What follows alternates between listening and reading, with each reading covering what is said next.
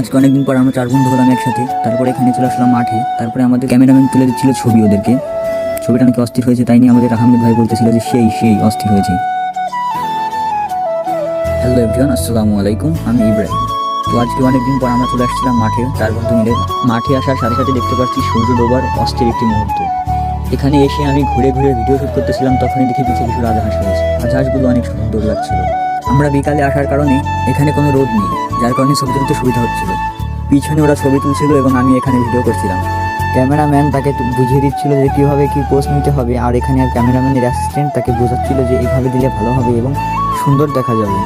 তারপর সে ওইভাবে পোজ নিচ্ছিল এবং আমাদের ক্যামেরাম্যান তাকে ছবি তুলে দিচ্ছিল। তারপর এভাবে ছবি তোলা শেষ করে চলে যাবো আমরা এখন বাসায়। তারপর আমাদের বড় ভাই পাতি নেতা পাশা ভাই ওরফে জনি সিং কিছু ভাষণ দিচ্ছিল, আমরা সেগুলো শুনছিলাম। তারপর এভাবেই আমাদের দিনটি কেটে যায়। সবাই ভালো থাকবেন, আল্লাহ হাফেজ।